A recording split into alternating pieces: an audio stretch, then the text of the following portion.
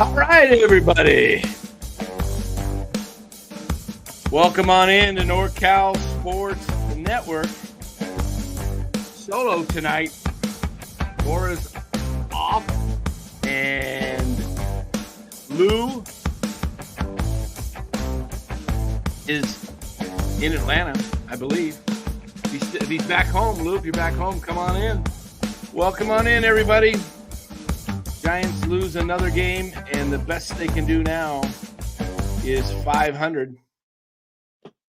Well, good to be with you guys, and this should be fun.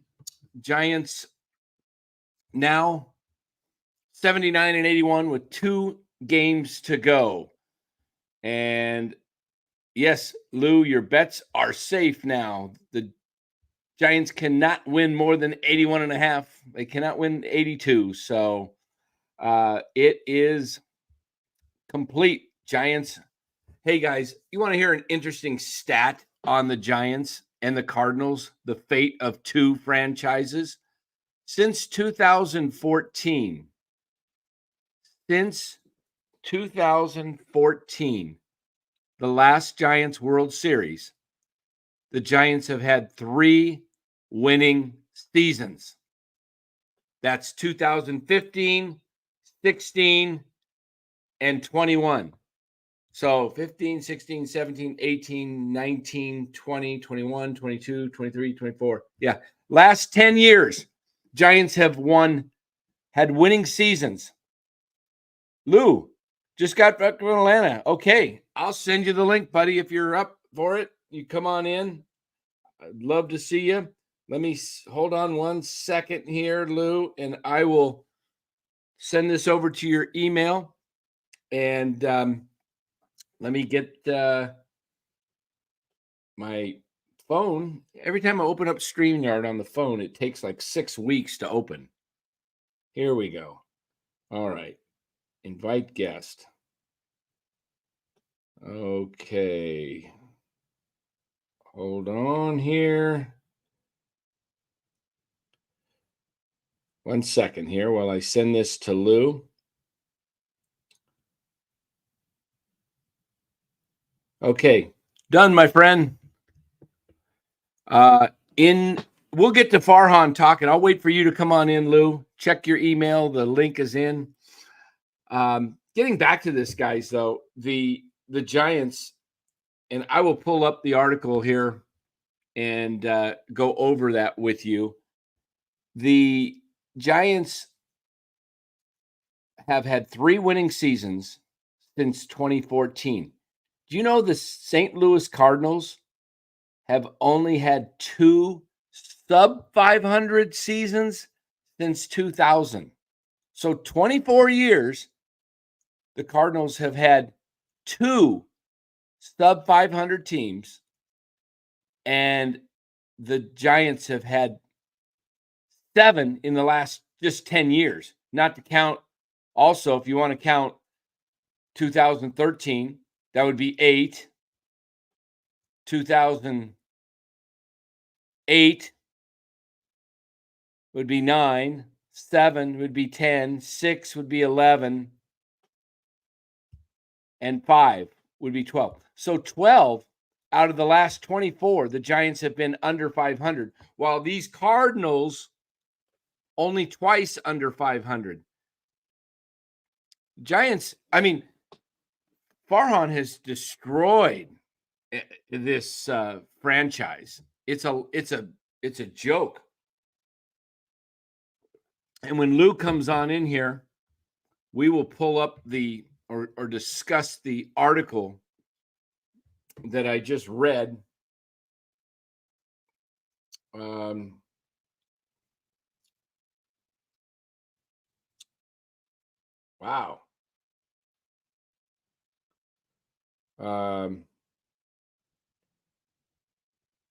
Wow.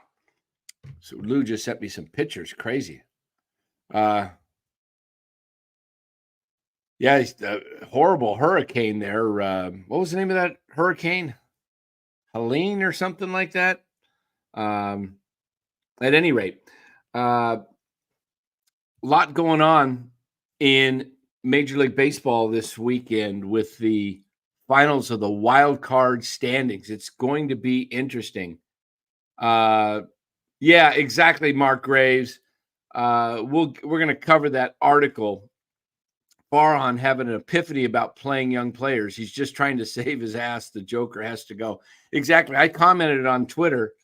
I posted it or reposted it, I should say.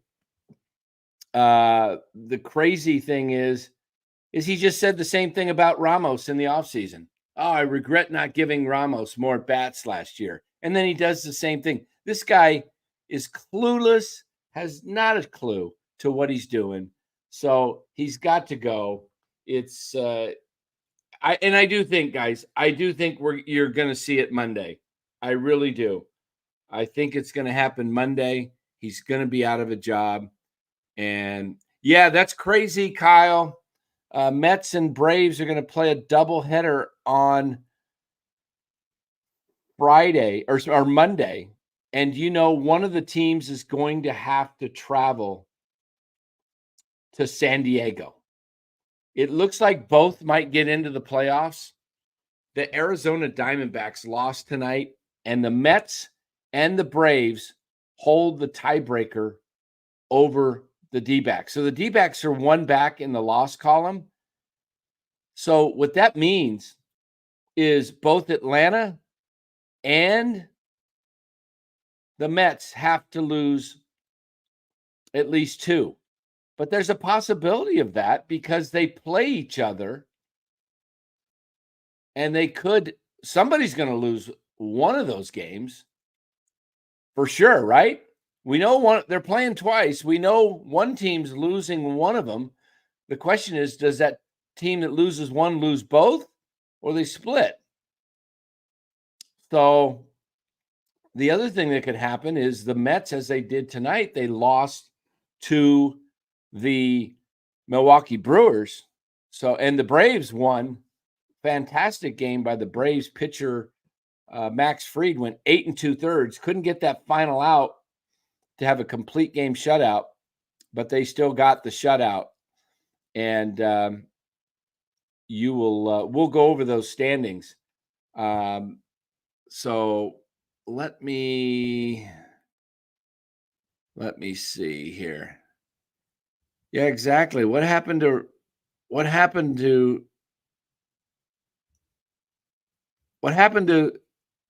not asking for the link, Chardal? I love it. Okay. What else we got? Going through here, the chat.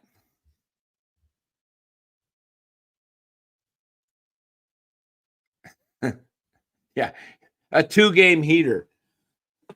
Hey, let's just whatever. I could care less. They go 500 or 4 under or 2 under. It would be fitting. They've never gone 80 and 82 in Farhan's tenure, right? They've gone 81 and 81, 79 and 83. Be about right for him to go 80. Split the last two. We'll see. Tonight's ball game. Yeah, hard to watch, Robert. Exactly. Hard game to watch. Runners in scoring position, Giants over 6, St. Louis 4 for 11. Have tickets for tomorrow and will just not go. Yeah, it's tough. It's very tough. Lou will join us shortly as he's just getting back, and then he'll be with us in about 5 minutes. So we'll get Lou back on the air and hear about his trip to the Atlanta area, right in the middle of some of the trees. He was down at Augusta, I believe. I think he was down there for,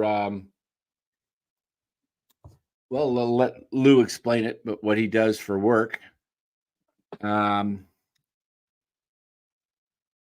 What else do we got here? Yeah, Carl Anthony Towns to the Knicks, kitchen handy. Yes, we'll get to that.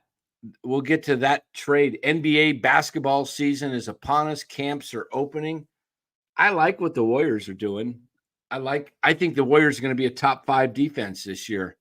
I really do. I think the emphasis on the Golden State Warriors is going to be defense this year. That's when they win championships in the past, is their defense was always like top 5. It looks like to me they went after some real aggressive guys that played solid defense, and Buddy Hield to be the shooter. But yeah, nightly Warriors post games. Well, not nightly post. Yeah, when they play, we'll be doing post games. Kitchen Handy says they'll be bad. I think they're going to compete for that 7-8 seed, maybe a play-in. I mean, I guess 7-8 is a play-in. They want to get to that top 6. It's tough in the West. The Western Conference in the NBA is very stacked. So we'll talk about that later. But yeah, we'll talk about the Kings too, the Sacramento Kings, and we'll get into that. Hey guys, I want to ask you, maybe I'll wait. Another thing, I'll wait for Lou when we get into this. See if I can put the email up. I've got an idea here. Guys, if you would do me a favor and just send me an email right to there, NorCal Sports Network at Gmail. Send me an email of your interest and then put 10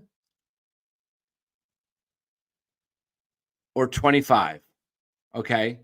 10 or 25. I would like to possibly see if we can do a NorCal Sports Network Survivor League in the NFL, starting with week 5. Too late to start one for week 4. But if you guys want to get in, I want to see how many we can get in. I'd like to get as many people as possible. I'd love to get about 50 people going in at $25 a pop is what I'm thinking. And that would mean 50 times 25, give us $1,250. Okay.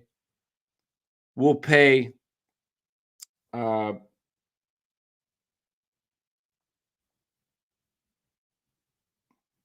about if we can get over 50, it'd be nice. Someone we'll do a charity. We'll donate 5% of the money to a charity of your choice. And if you win the league, and then we'll do the winner would get close to $1,000. The second place would get close to 200, and third place will give you your 25 back. But if we could get 50 plus in here, email me to NorCal Sports Network at Gmail. Tell me your interest of going into a NFL Survivor League starting in week 5. And because we're starting in week 5, we'll probably do it. We have to pick 2 winners just to get through as many teams as possible, because we'd only have like 12 picks or so. So, and you can only pick those teams once. That's how a Survivor League works. So shoot me an email, NorCal Sports Network at gmail.com, if you'd be interested in getting that in. And we'll see if we can put that together. What else do we got? The game tonight, guys. I mean, who really cares? The season's right. It's over. It's been over for a long time. And it just hasn't been, they're hard to watch. I'm watching a lot of other games right now, to be honest with you, that have playoff implications. And not only just playoff implications, I'm looking at my fantasy team here, trying to watch games that have that particular effect on my fantasy team. But let's just, for the heck of it, let's just go over the box score, shall we? We'll take a look at the Giants Cardinals box score tonight, and let's take a look. Okay, for the Cardinals, Newt Bar 2 for 3 with 3 ribbies. Let's see. The big home run of the game in the game, Newt Bar hit one, and then for the Giants, Encarnacion hit one, a blast to center field. He smoked that, I will say that. Yaz 2 for 5, but he's still hitting 234, getting a late push. Ramos 0 for 5 tonight. Didn't look good in the 9th inning. Couldn't see the ball well enough to. He was fooled badly by Helsley.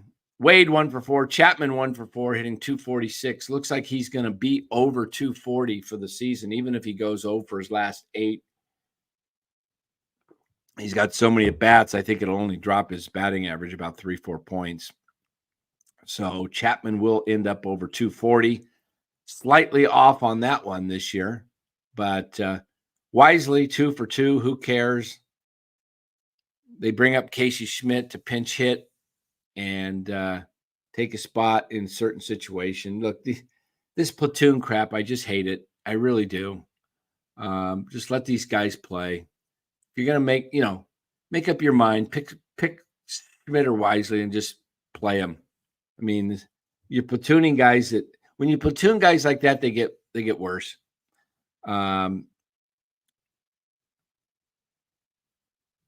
Let's see what else we got. Yeah, I think you're right, Kitchen Handy, in the playoffs. It's going to be tough for the Dodgers.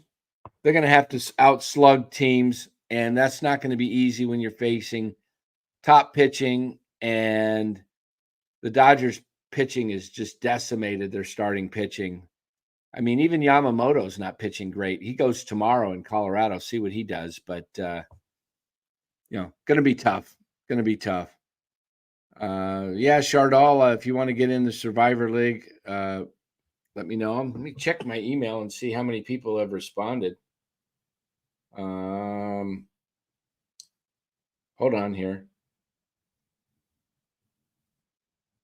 Got to change my email. I got a couple from my personal email and work on my phone. NorCal Sports Network. Oh, okay. Jimmy, interested in the NFL Survivor League. All right. We'll see if we can put it together. There's no sense doing it unless we get at least 20. We need at least 20 to do a real decent Survivor League. So still awaiting Lou. He should be here shortly.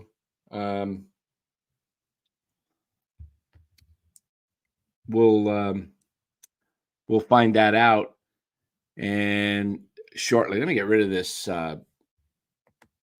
We don't need that box score. What we really want to do is get to the standings, guys. Oops. Okay. Lou had to reboot his computer, so he's having a little bit of a hard time. When you go away for a few days and then you got to turn the computer on and off. Am I running out of battery? Oh, I am. Okay.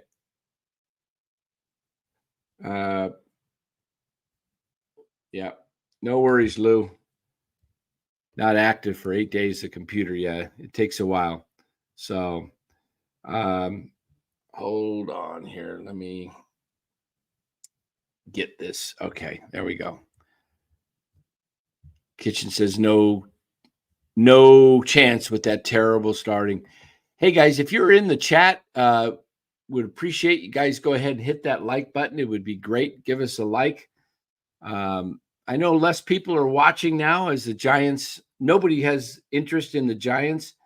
We'll see. We'll see how it goes. I mean, it's Robert Brown says Bauer named Mexican pitch. Yeah, I think he got I think he got a bad deal from MLB. They aced him out. Yeah, they aced him out. I don't know.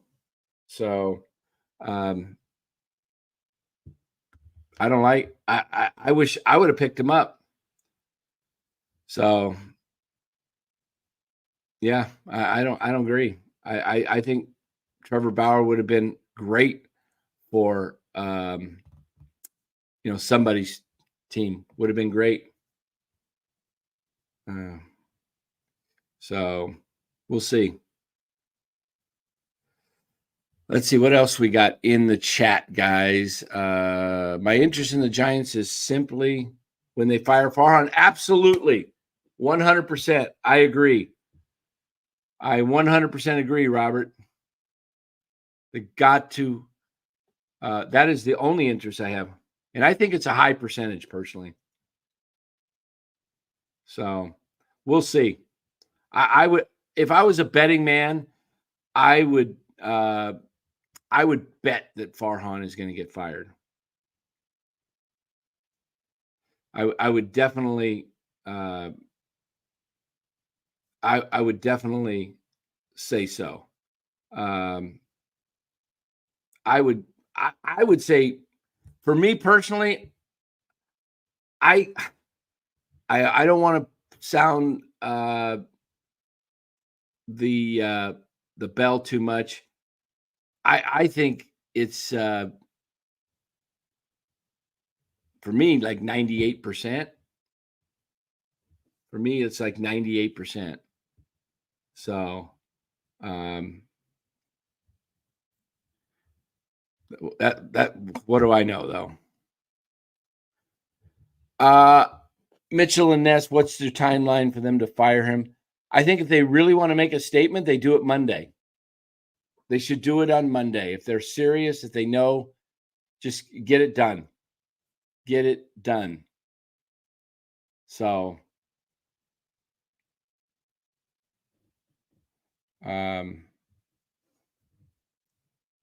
yeah. So, that's my take.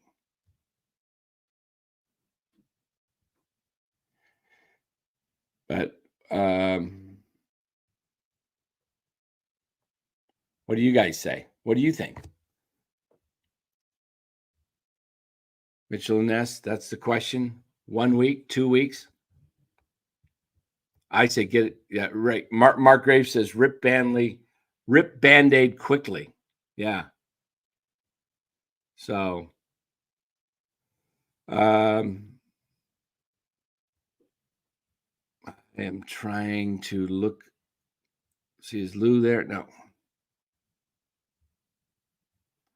What else do we got in the chat here, guys? Just looking here. Let's see. What do we got here? Kyle says, I've had this bad feeling all along that one more year with Melvin. About one more year with Melvin. Wow. Just have that whole time for Farhan stays because the front office is locked. I don't know if Melvin goes, but I just have that whole time Farhan stays. I don't know. I'm thinking Kitchen Handy got a little guy woke up. Okay. Hey, Kitchen Handy, no worries. Thanks for being here. I know those kids take priority. Glad you got to go to the game earlier in the year with Lou. Kitchen Handy, that's Spencer. He won our contest that we had earlier this year for the 4 tickets to the Giants Braves game. I think that was the bad game they went to. It was a blowout or something, if I remember. Yeah, nobody wants to watch that. You're exactly right. Fire Farhan tomorrow, Robert Brown says. So there's something to celebrate in the last. Hey, I wish they would have done it like the but you know what? If you want to remain in the news after the season, then fire him Monday. You know, steal the headlines over the 49ers. Hopefully the 49ers win Sunday, because if the Niners lose to the Patriots and they fire Farhan, the news is going to be all about the Niners going 1-3 and losing to a crappy New England team. That would be, yeah. I agree with you, Robert. I have a feeling the same. I have a feeling Melvin wants a year without Farhan. Yeah. I 100% agree. Let me turn my air down. I'm a little warm here. Hold on here. I could do it from my phone. 1 second. There we go.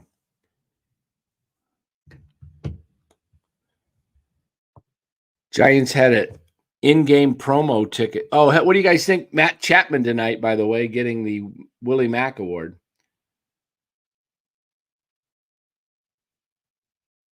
Giants had an in-game promo for ticket membership. Oh, boy. Yeah. Let me, if I would have known Lou was going to be here, I thought he was out. I would have sent him the link earlier tonight and get him in here. But let me see if I can. One of the things I wanted to do was pull up the article. For some reason, I'm having problems with Twitter, and I'm not able to do it. So let me get to that article, guys, and I will. Here's the article that came out. Oh, maybe I have it on my. You know what? I know what I can do. I can get this article this way. Hold on. I'll pull it up.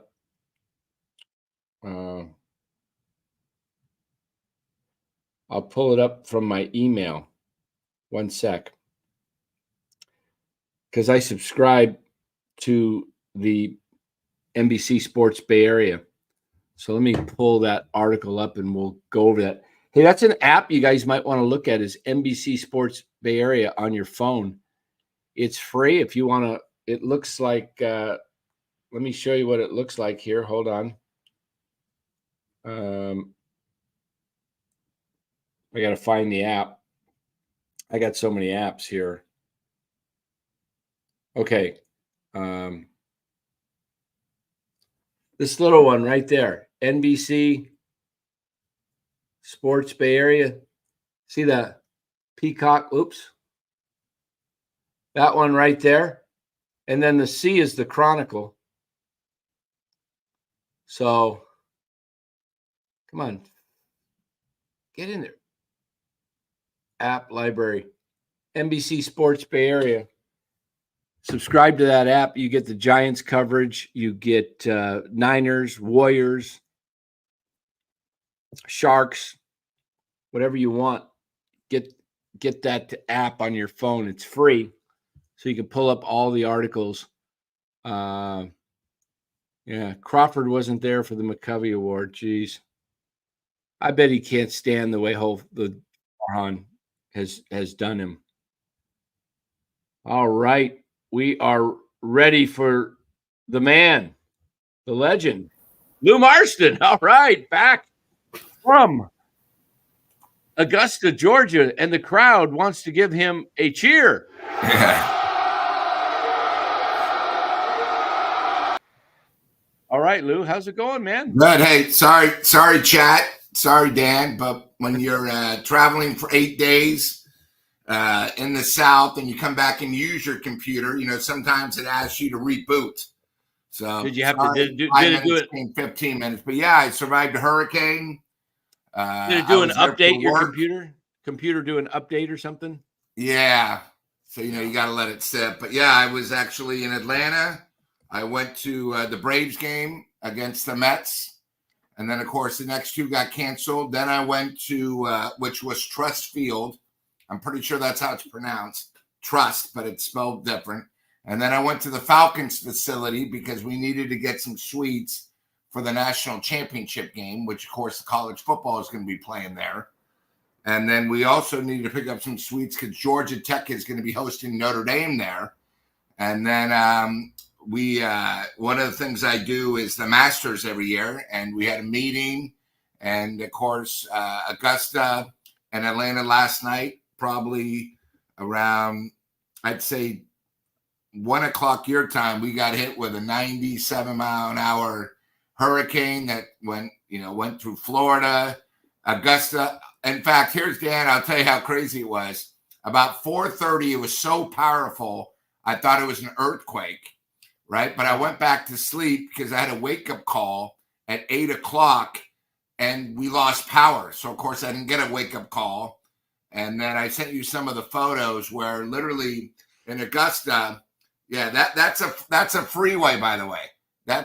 So it's not like our freeways. They had 2 lanes, and literally it took I've driven down there a lot. Yeah, from Augusta to Atlanta, it's usually about an hour and 50 minutes. It took us 4.5 hours. Wow. It was brutal. And that was like that all the way. And then Augusta had no power, so none of the lights worked. And then they closed the airport, so we went to the Atlanta airport, and it was tough. The only good thing is, I'm stuck in the airport. Whenever you guys travel, if you're an American Express holder, they had their own little private club. I was competing against Delta, and, free food, free booze. And one of the guys, the TV, said he wasn't doing anything, so I put on a little horse racing and sat there for 4 hours. There you go. Yeah. There you go. What was nice, Dan, is when I arrived, the Giants were down 6-3, which, of course, then, I knew they'd lose because we'd help our bet. And, this way I win both of my Giants bets, but it was good. And then the crazy thing, too, is with this game on Monday, I'm glad you brought it up, because what they had to do is they had to make sure both teams could get out. So they played on Tuesday. They canceled Wednesday at noon, Wednesday and Thursday. Right. And then they scheduled. So, yeah, it's. I heard that the former president of the Marlins said that the Braves were offered to play Monday because I guess they had the off day Monday to play the Mets and then play a doubleheader Tuesday. But the Braves refused, I guess. Maybe they wanted to hook up their pitching staff. I've heard, because I have a correspondent. They moved Fried one day over, so we didn't have Fried. Yeah, Fried pitched tonight. Was masterful. But what they did, Matthew, who joins us from in the chat quite a bit, Matthew, he's from Atlanta. I talk to Matthew all the time because we're handling the fantasy baseball team together. So we've got 2 more days and we're hanging in there. But how is he doing? Is he in the burbs? Is he, Atlanta today? He's in a suburb of Atlanta, but he was saying that the Braves are not going to pitch Chris Sale. They're going to hold him back until game 1. Until it's an elimination game in the regular season or game 1. They want to have him ready for game 1 with Arizona losing tonight. I know. I thought when San Diego clinched, well, here's the thing. San Diego, in fact, let's do this. Yeah, because it's now a 3-way tie, isn't it? Between the 3 teams. I'm going to show you what's going on right now, guys. This is very interesting when we look at the MLB standings. And let's just take a quick peek at them, shall we? And I will explain everything that's going on. I've broken this down. I've been looking at the tiebreakers. Here we go. All right. In the American League, it is the Tigers have clinched, and so have the Royals. Yep. So it's all over. All as we're playing now for is positioning who's 5 and who's the 6 seed. Who gets the Astros and who gets the Orioles? I think the Tigers are in great position to get the 5 seed. They've got the White Sox they're playing at home, and I believe they own the tiebreaker over the Royals. That's one I forgot to look at, and I will look that up. Yeah, they're going to have to put some kind of stat, considering this is so important now. Who holds the tiebreaker over who? It should be an easier way to look it up. Yeah, unfortunately, I have to go look at it well, while you're doing that, Dan, a couple guys asked me questions like Mark and Robert. Guys, what I do is I help companies entertain their clients out at sporting events. So a couple of you guys asked about the Masters. One of the things, Dan, one of the things with Dan is, if you're a member, we'll always give you some percent off because we do more individual stuff to the Masters. And then like I do the US Open golf, US Open tennis. So if you ever need to do something, you always have the trust of the NorCal Sports Network. But yeah, we do it all. If you're a golf fan and you want to play any of the courses, we do that. And then all concerts and suites. And then, of course, my Giants tickets. So, even though we gave it away for a charity, if you ever need to impress a girl or you have someone who's got a young kid, a special birthday, let me know. I'll always help you out with tickets. So that's it, Dan. Okay. Sorry. Yeah, no worries. So the Royals own the tiebreaker there. Okay. So Detroit is in a position you probably want to face, if you're Detroit, you probably want to finish as the 5 seed because baseball does not reseed, do they? I don't think they reseed. No, they don't. So 3 plays 6. The winner of 3-6 is going to play the second place team, which will be the Guardians. And that's still a toss-up. The Guardians can win. They can, if they win, let me look. You know what? Rather than go through this crazy thing here, let me just all right. You guys see the standings there, right? Okay, so league standings. We look at the league. Yankees are 1 up on Cleveland, but they hold the tiebreaker over Cleveland. Okay, so all the Yankees have to do is win 1 more game of the next 2. They're playing Pittsburgh at home. So if the Yankees win 1 of 2, they get the home field. So 3 versus 6, it will be 3 is going to be Houston. 6 right now is Kansas City. They're in. They're guaranteed a spot, but they can move up to the 5th spot if they tie with Detroit. Detroit's got the White Sox for the next 2. And by the way, guys, take a look at the White Sox loss. They lost game number 121 tonight. Most losses in a 162-game schedule in the modern baseball era. Their total was, just so you know, Dan, was 61. Wow. And if they lose 1 more, they will actually have a worse winning percentage than the New York Mets of the 1962 Mets. So, because the Mets they won 40 that year, and they lost 120 and had a tie. And 1 game they didn't play, so they only played 161. But let's take a look at this wild card, shall we? Because this is where it's going to get interesting in the National League. In the American League, we've already covered that. Detroit's red hot. What have they won? Like 6 in a row and 9 out of 10. Wow, the Tigers got hot at the right time. They had Tariq Skubal set to go on Sunday. They'll hold him back. He will pitch game 1 now. So could be tough in a 3-game series. You're going to have to see Tariq Skubal. Now look at the National League, Lou. Here it is. All right. It's 4 teams. 3 teams, basically, for 2.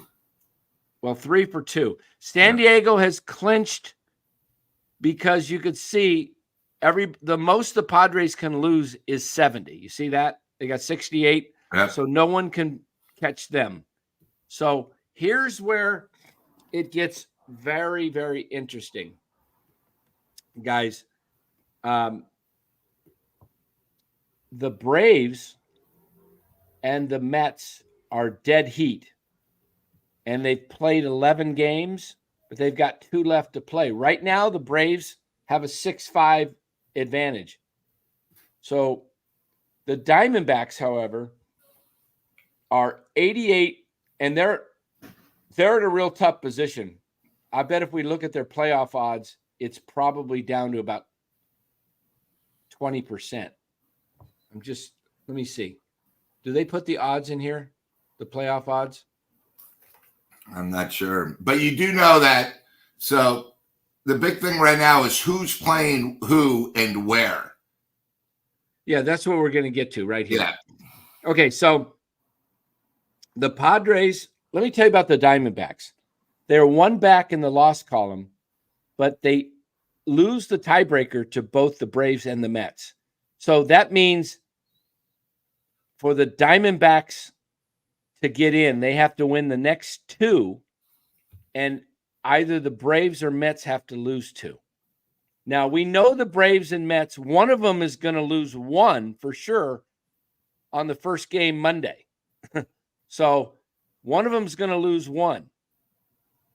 So if you're a Diamondbacks fan, and now you Padres probably are going to just put it on, coast for the last 2 games. I mean, they're going to try and win, but they're not going to worry if they don't win. I mean, it's not Like a the spring next 2 training games. game. Yeah, they're meaningless. And so what they're going to do is set up their pitching. They're going to make sure their pitching is all set up for the Tuesday wild card. So if anybody was scheduled needing to pitch by Sunday, they're not going to pitch them if they, So the Padres, the Diamondbacks should be able to win the next 2 at home. And I'm going to predict they do, and they go 90-72. So now it comes down to the Braves and Mets. If you're a Diamondbacks fan, you're rooting very, very hard for the Milwaukee Brewers the next 2 days. Because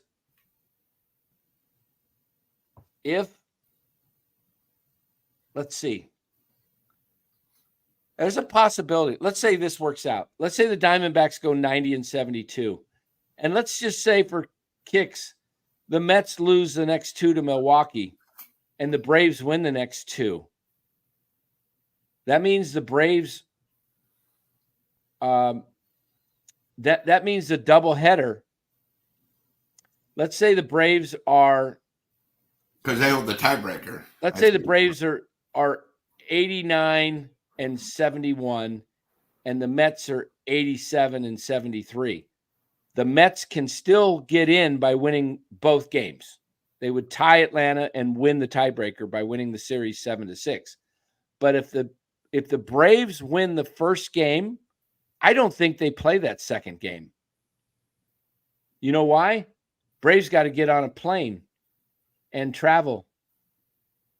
And they did make it a day-night doubleheader. It wasn't like the normal doubleheader back-to-back. No, they made it a 1 o'clock and it's a 1:10 and a 4:40 start. Okay, I'm thinking Eastern time then. My fault.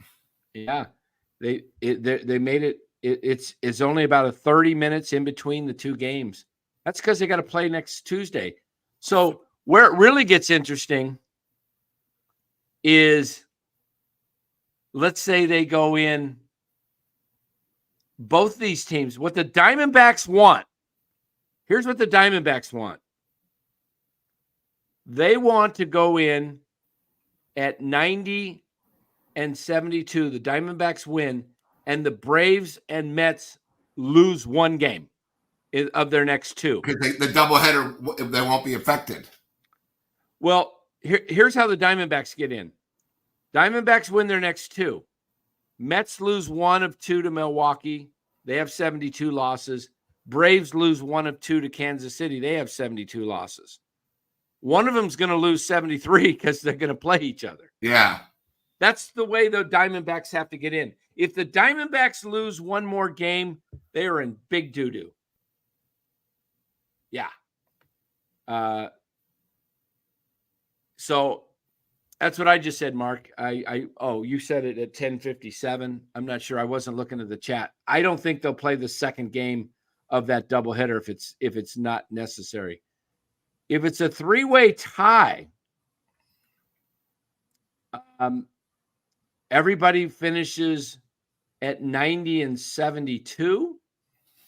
I don't know how that's going to work. I don't know. I'm going to look that up. Yeah, look that up. I have no idea how that works. So Dan says, Danny, make your point, please. The point is I had to point it out and draw it out how it's going to work out. How the Diamondbacks get in is win the next two, and one of those teams has to lose 2 games, Mets or Braves.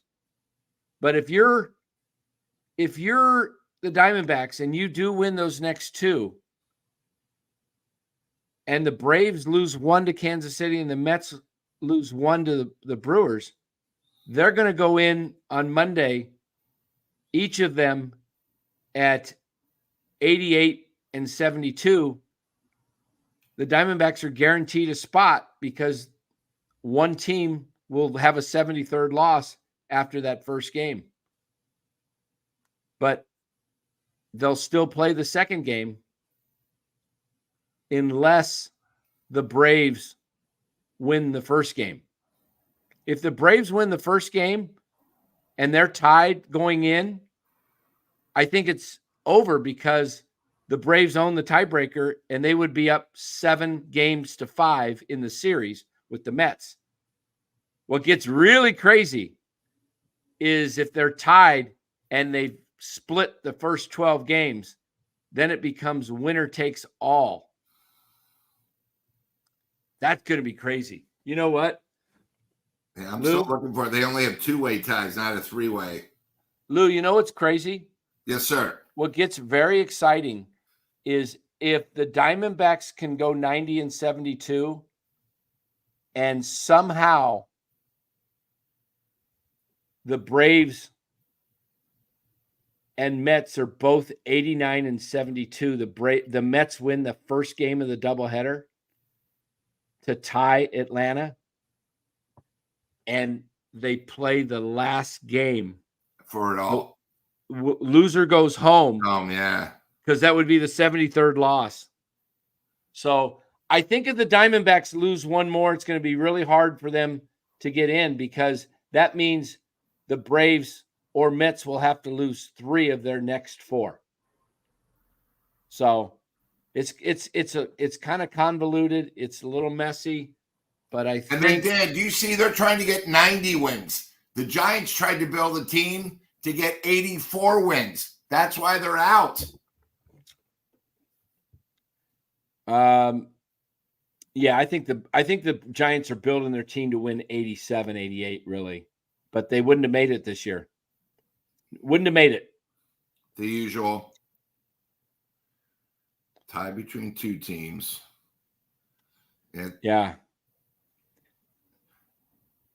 It's going to be wild. I don't know how if all 3 teams have identical records against one another, then the tiebreaker will settle in this order. The highest winning percentage among the 3 in interdivision. And if that's not right, the highest winning percentage in the last half of the interleague games. Is the first tiebreaker head-to-head? What happens if the Braves? No, because 3 ways different. Okay. I mean, it's very confusing because I don't think they've ever done it. What happens if one team owned the tiebreaker over both, won the series over both of them? Yeah, like 3 teams is different, not that. Like the Mets and Braves will have, whoever wins the Mets-Braves series will own the winning record over each other, plus they'll own the tiebreaker over the D-backs. It seems like the D-backs would be the odd team out because the D-backs lost the series both to the Braves and the Mets, but I don't know. I don't want to get that. Sorry. Yeah, that's a little convoluted for me, trying to figure out a 3-way tie. But hey, it's exciting baseball, it means you're going to be competing I mean, Atlanta will be on the map. They got, a big game. I think it's New Orleans that's playing them on Sunday. And then you got the big Braves game. Hopefully it means something. But, there's nothing better than playoff baseball. I saw a couple guys in the chat. Guys, playoff baseball is completely different than regular season. If you're a real Giants fan, you know that. It's all about bullpens, teams getting hot, and, trying to steal a couple wins on the road. But it's also a long process. If you guys look over the last, I think, 6 years, the best team has not won. It's one of those things. I mean, Dan, who do you think? I mean, do you think the Dodgers have a shot? Are you still with the Padres? I know you talked about Detroit last week. I know, look at Detroit. They're the hottest team. Oh, I got you on mute, Daddy-O. There we go. Sorry. There you go. I like the Padres and the Phillies in the National League. All right. I like because of the pitching. I think the pitching will, it's tough to hit in the playoffs all the time. It's gonna be wild though. No. I mean, and you know what? The other thing is these places are going to be crazy. You watch some of these playoff games. Like, I went to Atlanta and it was 40,000, very quiet. Even though it was the Mets, there were a lot of Mets fans there.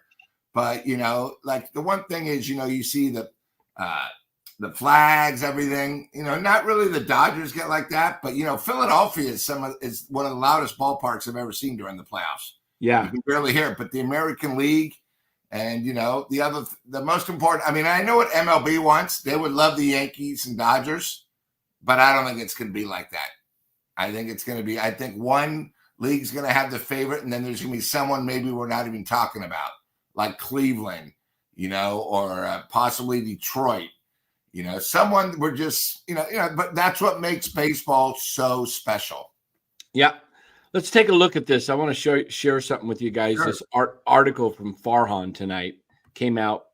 Can you guys see that there? There you go. It's a little bit better. Yeah. Perfect. As Farhan Zaidi wraps up the 6th campaign in San Francisco, the Giants president of baseball ops revealed a key regret from the team's recent run of a disappointing seasons. During an interview with KBR's Tolbert and Copes on Thursday, Zaidi shared penitence for not creating more consistent big league opportunities. Come on, dude. He's saying the same thing 2 other times. Yes, exactly. Trade deadline and early in the season. And then he said he regretted in the offseason not giving Ramos a fair shot last year, enough at bats. And then what did he do? Sends Ramos down, doesn't even give him a shot until he got hurt. When I look back at the last couple of years, the question I have is, should we have created more opportunities for some of our young players to keep getting opportunities? Zaidi told Tolbert and Copes, because really that's how we get to the other side of this. This treading water, the disappointing 500 seasons, is just creating more opportunities for our young players and letting them sink or swim a little more. I think we've had some success with that. I think we just have to go to that as well as a little more. 2 weeks ago, he said we need to go with the vets. Yeah, we need more vets. Gosh, does anybody hold this? Does Tolbert and Copes, do they ask these questions? Like, no, they don't. They let him talk and, the usual. Wait a minute, Farhan. You just got done saying a couple weeks ago, Copes couldn't make it in New York, could he? He wouldn't be able to make it in New York because you're not asking the question. Wait a minute, be like, hey, you just said 2 weeks ago that you need to go with more vets. Now you're saying we need to give the younger guys. Oh my goodness. Most notably, San Francisco's handling of highly touted prospect Marcel Luciano has raised some concerns about the Giants' long-term vision regarding the franchise's minor to major league pipeline. And in the Giants' preference to sign veteran players rather than slot in young up-and-comers into key roles, and it's clear a pattern of overlooking the team's youth has been established. With San Francisco wrapping up its 3rd consecutive season missing the playoffs, Zaidi's status with the Giants remains unclear. Not here at NorCal. It's very clear. He's gone. Fired. Bye-bye. Despite contract guarantees tying the executive to the team through the 25 season. Look, Farhan's blown so much money. Who cares? You eat his contract next year, right, Lou? Okay. If Zaidi continues in his role moving forward, expect to see an increased focus on an infusion of youth. You don't know. He's like Pinocchio. He lies. Oh my goodness. Do you guys see that? Yeah. Do you guys see the lying? How did Tolbert is it just a kiss butt situation, interview time? Oh yeah. Give me a break. Nobody holds this guy accountable. I agree.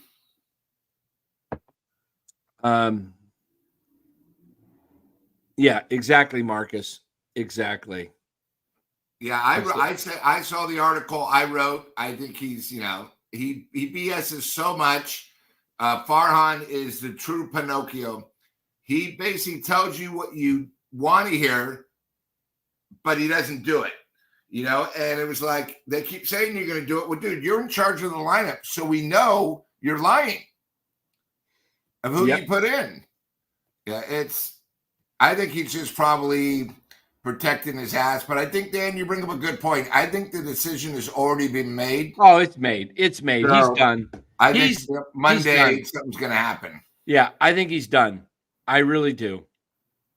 I'd be shocked if we're not here, guys, Monday with a special show. Okay? We'll be on it the moment it breaks. And then I wanted to bring up a point I found out tonight because driving back from the airport. Here it is, the last weekend of the season. Tickets were super cheap. They had all these specials, all the stuff. Willie Mack Award, $35,000. Not even a full house. Wow. He'll be right back. I'm going to grab a bar. No problem. No problem.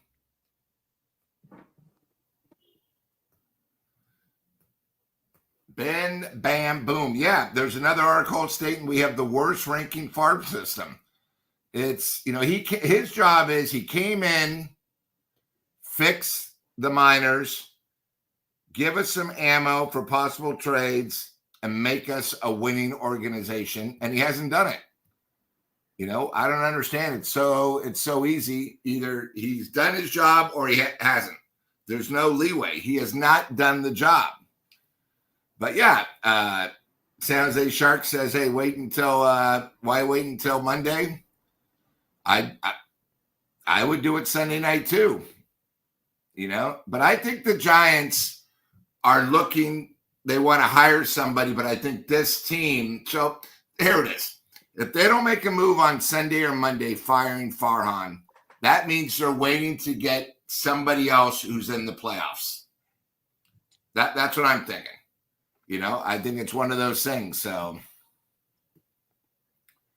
hey guys, and I was just saying, if we don't see anything like, say, Sunday night or Monday, then the decision has been made. They're still going to get rid of him, but they're going after someone that might be a possible playoff team.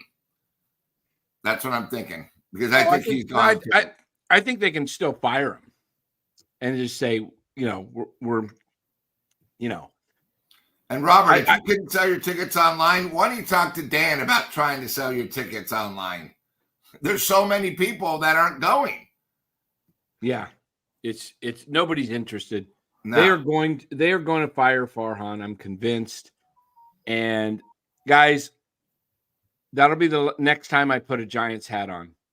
I'm not putting a Giants hat on as long as Farhan's running the organization. Won't happen. No need to. I will gladly put it back on when Farhan is fired. I mean, we're 6 years of and Giants 1 year. Just forget about the 1 year, okay? Yeah, I mean, that was a great year, but it. And then what's amazing about that 1 year? Every other year we were not over 500. No. Oh, Lou, I started the show. The Giants have had 3 winning seasons since their last World Series. The year after the World Series. The year after the World Series. The 2 years right after the World Series, 15 and 16 and 21. Do you know tonight? So 3 winning seasons in 10 years. Do you know the St. Louis Cardinals have had only 2 sub 500 seasons since 2000? 22 and 2. And do you guys want to know why? On this show, we all talk about how good the Dodgers farm system is.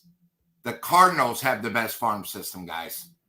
That's why you can get rid of someone like the Machine And what happened once they got rid of the machine? They still made the playoffs the next 3 years. They have a farm system. They train well. I mean, they even had, if you remember, a guy who could not throw strikes, who they signed, and they wind up making him a batter. That's how good the Cardinals are. The Giants are so far away, and most of you guys on the chat are saying, oh, Dan's being negative. We're just giving you the facts. It's plain simple. It's in writing.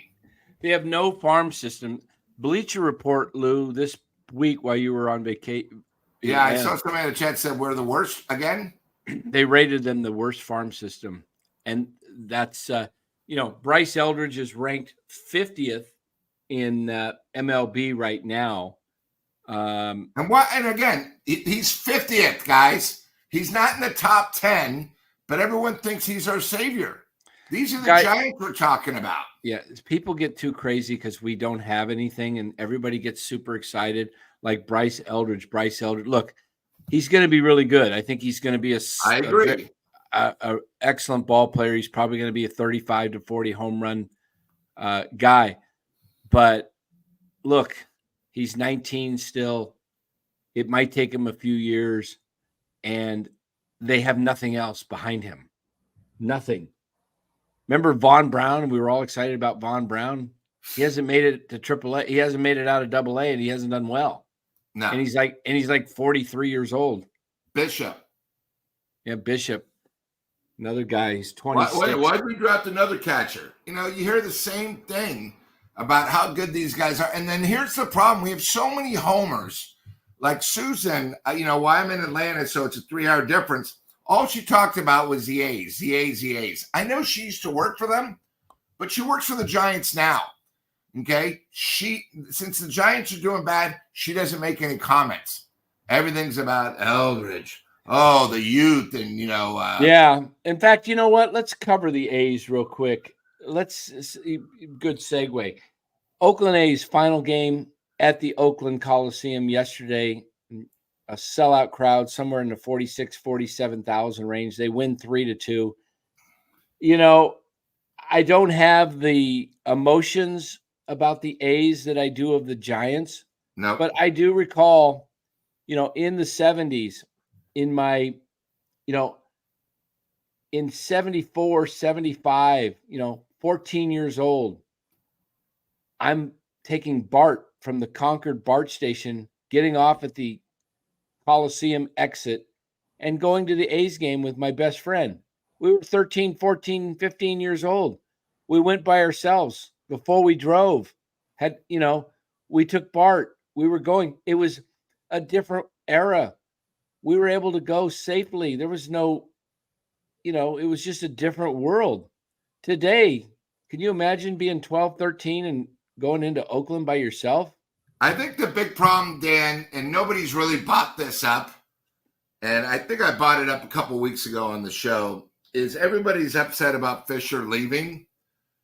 Okay. For the last 5 years, they haven't drawn 1 million people. They've only had averaging 2 sellouts, and that's when the Giants go back. They don't sell when the Yankees are there.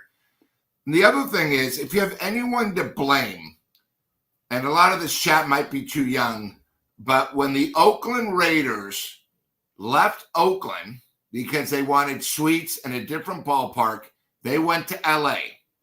They won a Super Bowl down there.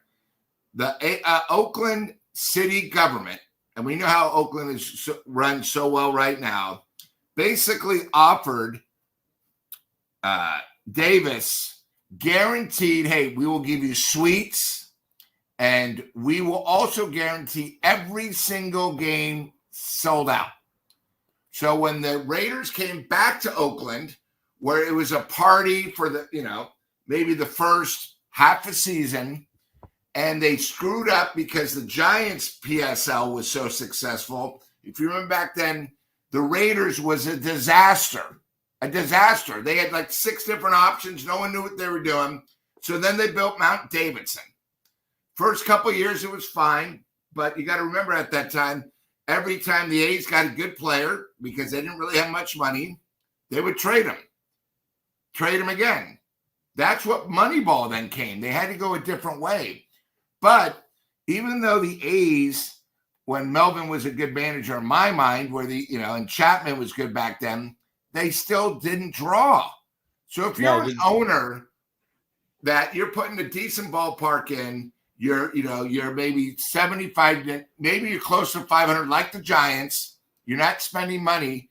It's all about the attendance on. I mean, this year, guys, they had, even though it was the final year, they had 15 games out of 81 where they didn't even draw 5,000 fans. That's a disgrace. Oh yeah, nobody wants. It's Oakland's a war zone. It's horrible. And you got to remember, the Warriors had left more than 3 or 4 years. I mean, they've been like 5 or 6, and the Raiders left, so they were the only game in town. You got to blame a little bit to their mayor Libby Schaaf that did nothing. She lost all 3. Crime's a disaster. The area is a disaster.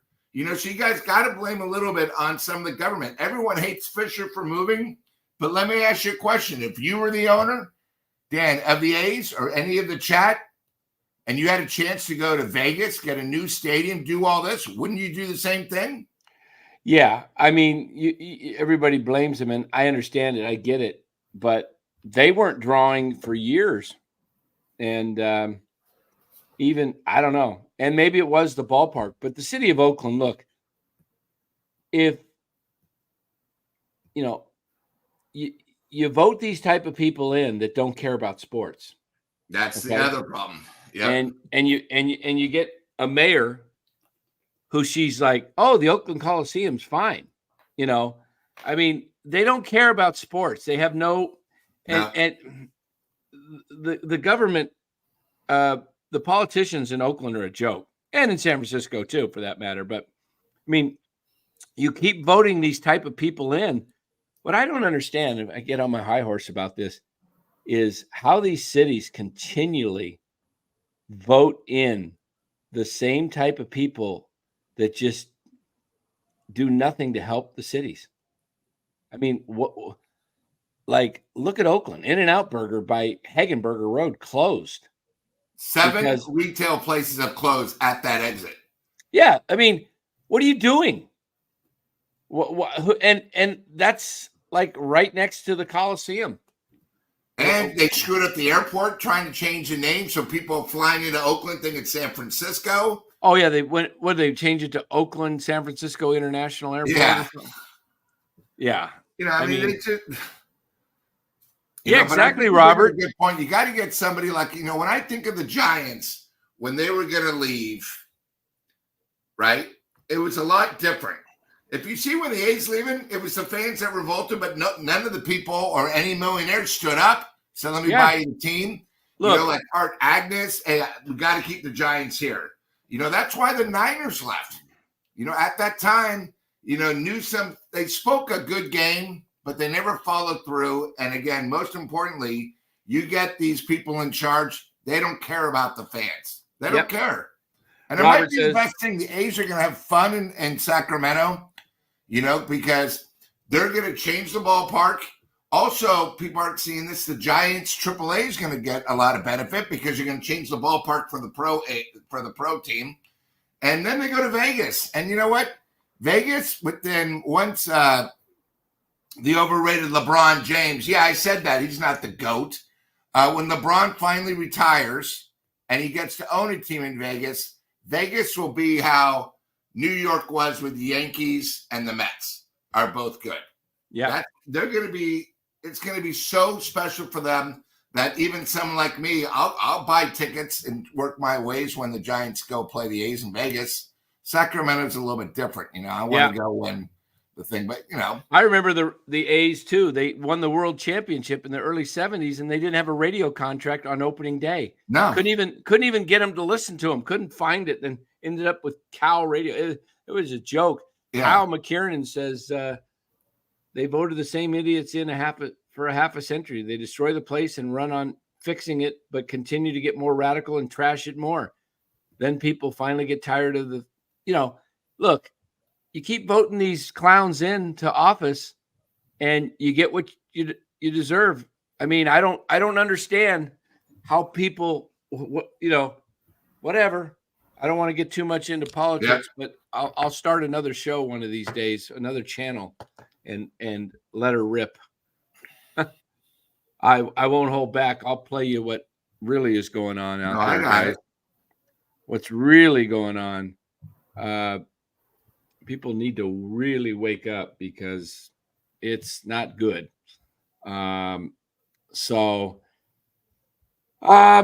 Lou, we've been going just over an hour. Hey, again, I'm sorry I had a little bit of trouble. No worries. On, but, I miss being on the show. I know I checked in the other night. It was like 12 my time.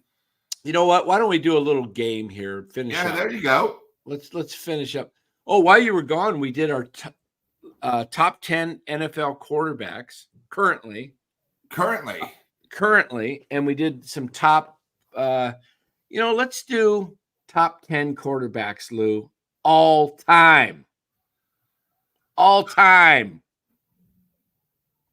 Another channel. Yeah, Mark. 24/7. That's right. The next 24/7 channel. Well, here's my thing.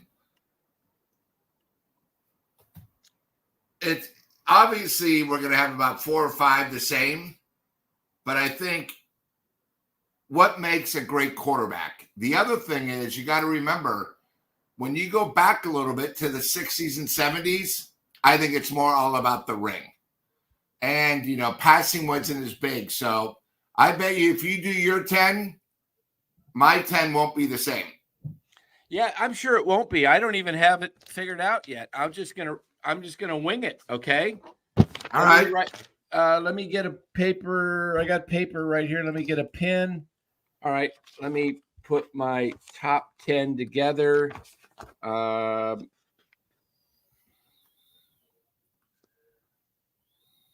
Okay. I've got the. And I know if you guys, when we give you some of these names on the chat, you might not know who they are. We will tell you why we think they're the best. This is going to be interesting. Top 10 all time. Yes, Philip. Top 10 NFL quarterbacks of all time. Let me see here. And could they still be playing now? Sure. All right. Yeah, absolutely. We'll take a few minutes to put these together. I'm going to just do a little bit of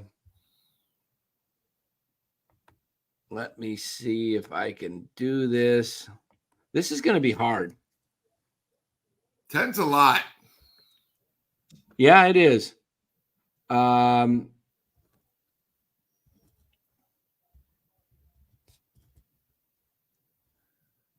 It's a lot. Maybe 5?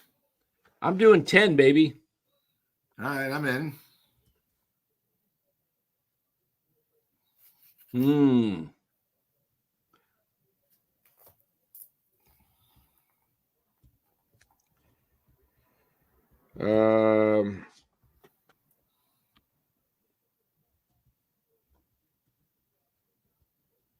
I've got 5. It's going to be tough.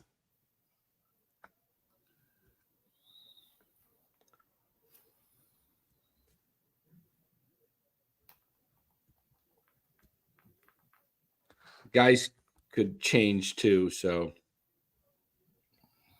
Let's see.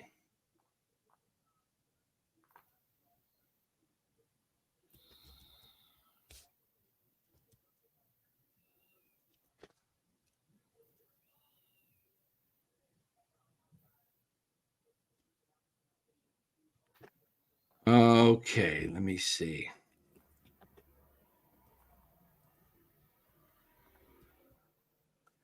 And number 10.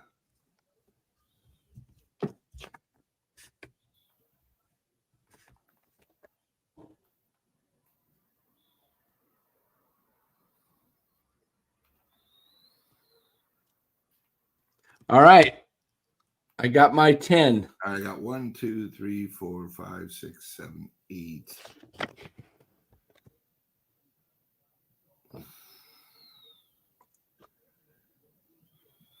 8.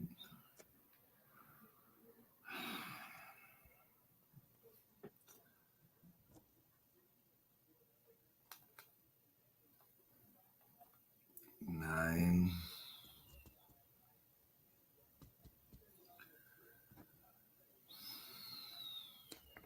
Wow.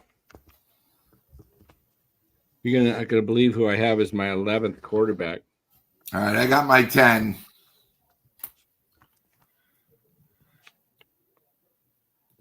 And I'll give you a bunch where, I'll give you like my top 4, but then, like 6 through 10, I probably don't have any years. Yeah, Robert, that's a great pick, but he wasn't one of my top 10. But I like what you're thinking. Who's that? Let me look. Who? Robert Drunken said who? Miller or Kenny or the Snake. Oh, Drunken Miller. I got 12 on my list. Do you want me to start with my 2 that are out of the top 10? Sure.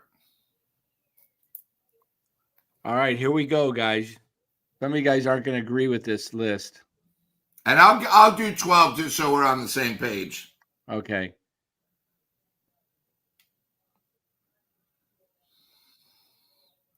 And this is debatable. This is all debatable, but this is what's fun. It's sports, and I haven't thought it through. I haven't really thought I got this my through. 11 and 12. All right, number 12 on the way that didn't make the top 10. Yep. Terry Bradshaw. He's my 12th. He's my 12th too.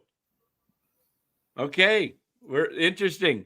Number 11 didn't make the top 10. Some of the old timers are going to be upset with me. Johnny Unitas. No, he's in my top 10. Okay. Do you want to know who my 11th was? Yeah. Warren Moon. Okay, not bad. Not bad. Number 10. Steve Young. Not in my top 10. Okay, who's your number 10? Roger Staubach. All right. Okay, let me put Staubach for Lou. Staubach. Number 9. Brett Favre. He's my number 7. Okay. Number 8. Oh, wait, here, let me give you my 9. Yeah. Troy Aikman. Okay. Troy Aikman, you got. I that's not bad. Number 8, Drew Brees. People forget how great his career was. I am fortunate that I have him in my top 10. He was like around my 13th or 14th. Okay. My number 8 was Fran Tarkenton. The Tark. Okay. Not bad. Mark Gray says Steve Young needs to be higher. Well, it was tough. I had him higher, and then I moved him down as I added a couple more. Thought of some more guys. Number 7, Dan Marino. Mine is Brett Favre. Okay, Favre. I did not have Dan because I think if you're the best, you got to at least get to a Super Bowl and not get destroyed by 49 points like he did against the Niners. And that was the only time they made it. He had the 2 best receivers of the decade. So I did not have Dan. In honor of his wearing number 13, he was my 13th quarterback, was Kurt Warner. Kurt Warner was 13, and he wore number 13. Number 6.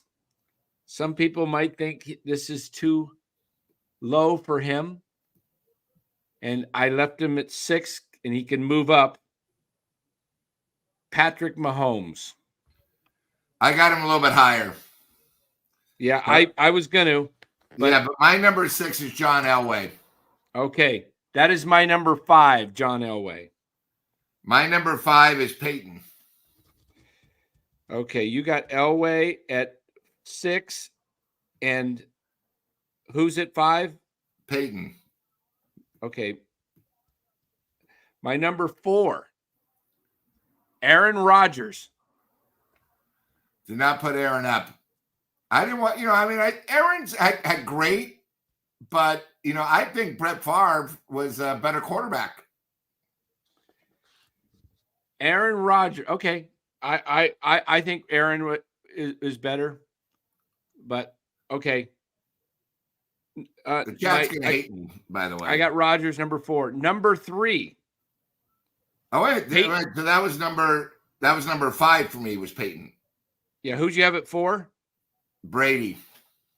Tom Brady. Wow. Okay. You got to remember, he made a lot of Super Bowls, but he also lost. It's all right. All right. I got Rodgers at 4. My number 3 is Peyton Manning. Still a good call.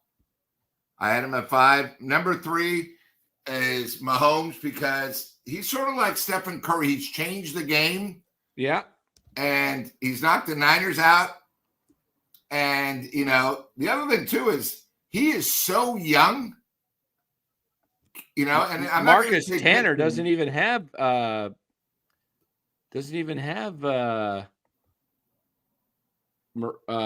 Mahomes in there. Interesting.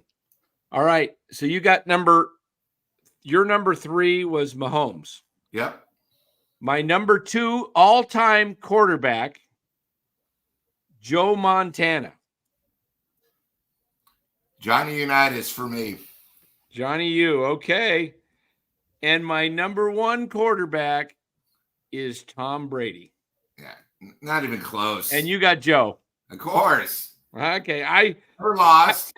Never even threw an interception in a Super Bowl. I know. Brady, though, you gotta count longevity for something too. The guy played till he was 4, 42, whatever he was. The game changed too. It wasn't the same type of game. Yeah. I mean, I debated. I love Joe. I understand. He's my favorite of all time. I got Steve Young in there. I think Steve Young was unbelievable quarterback, and had he not got concussed. I think Steve was great, but I think when he took over for Joe and Bill still had everything going and Seifert and everything, I think a lot of the system helped. And you got to remember, he had the greatest wide receiver. That's why I think the other thing too is Jerry Rice doesn't get enough credit because Joe was right-handed, so the ball comes one way.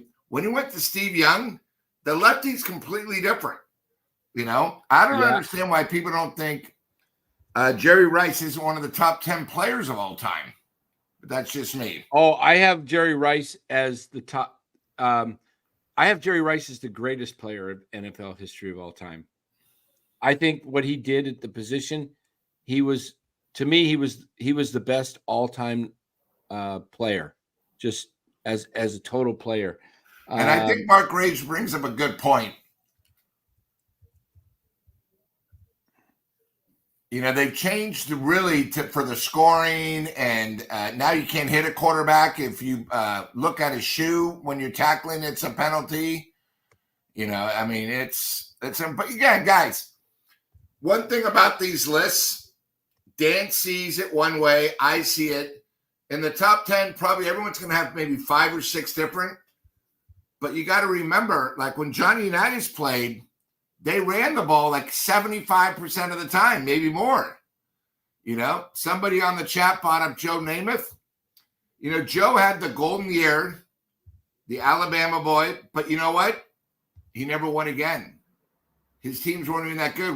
I don't know if you guys remember, he played for the Rams. Couldn't do anything. If you ask Joe Montana who his the greatest quarterback of all time was, you know what his answer is? What does he say? Dan Marino. Yeah. I love that 60-60 when Dan Marino didn't get drafted until the very end. Yeah. Okay, here's my okay. And Mark, I think your thing is good. I keep forgetting about Dan Fouts. Dan Fouts can throw, Air Coryell, but it's hard. Drew Brees is another great player. There's my top 10, guys. All right. Brady, Montana, Manning, Rodgers, Elway, Mahomes, Marino, Brees, Favre, and Steve Young. And Dan, one thing I thought of too, it's not always about the championship, or you would have both Mannings there. Right. Eli won 2 championships, but I don't consider him one of the best. No, I don't either. You know, I mean, his team did beat a team. That's why I didn't put. No. That's why I didn't put Bradshaw in there. I mean, he had the mean. He had the you know. And then here I got a question. The steel curtain. Dan, and it's another tough one. The difference between Brett Favre and Rodgers. Same organization. Yeah. You know, and that's why it's tough when you have Montana. You know, I mean, it's tough. You know, what are you going to do? Yeah. Yeah, it's tough. I mean, if you guys see the stats, Robert Brown brings up a good point. Warren Moon played both CFL and NFL. But if you see his stats and what he did, and you got to remember, too, in the 80s. Be right back. Yeah. We had the World Football League. We had the USFL. You know, a lot of these guys, you know, were sort of all over the place. So I don't know if Rodgers is smarter than Favre. Rodgers went to that school that can't beat Stanford, and Favre went to the SEC.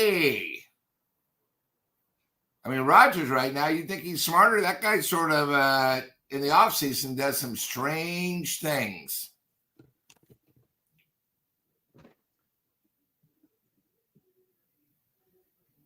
What do we got? Oh, no, then we just look at one guy said that one thing he knows for sure, Rodgers is smarter than Favre. You know, I mean, tell you the truth, Favre's, I think Favre's greatest game wasn't in the Super Bowl. It was the Monday night game at Oakland when his dad passed away. Right.